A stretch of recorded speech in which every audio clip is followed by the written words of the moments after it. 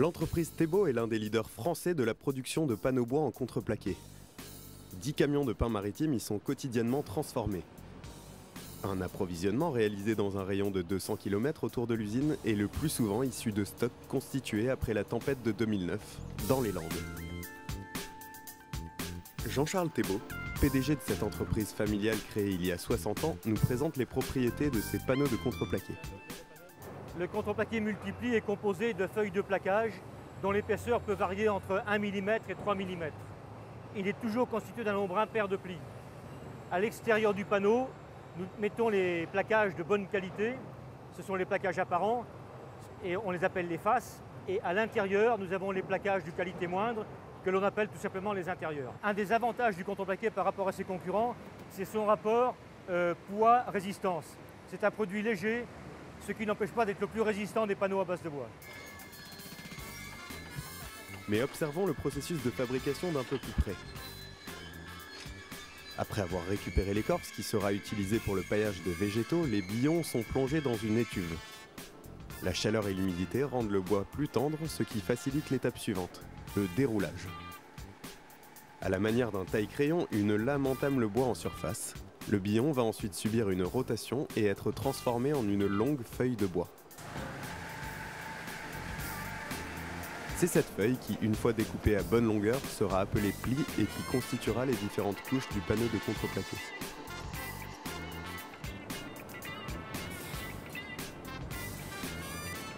À l'aide d'une caméra et d'un ordinateur, nous repérons les nœuds à réparer. Les nœuds sont ensuite remplacés par une pastille de bois.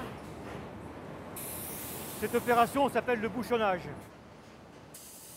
La tête de bouchonnage, qui est un gros emporte-pièce, permet de remplacer les nœuds par des pastilles de bois qui ont cette forme.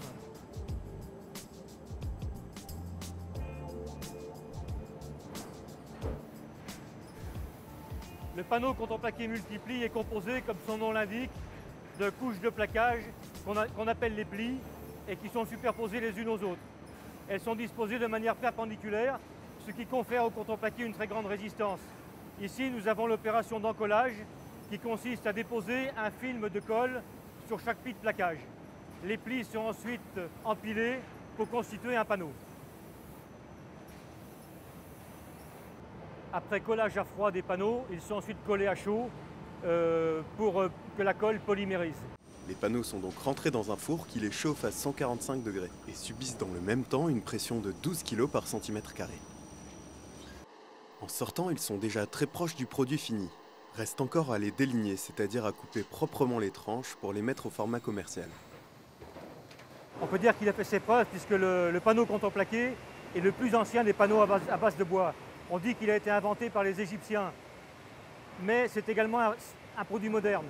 Et la consommation de contreplaqué dans le monde se développe d'année en année.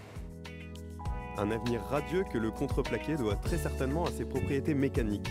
Il peut plier sous une charge importante sans pour autant se rompre et résiste très bien à de forts taux d'humidité. En définitive, il fait preuve d'une excellente durabilité.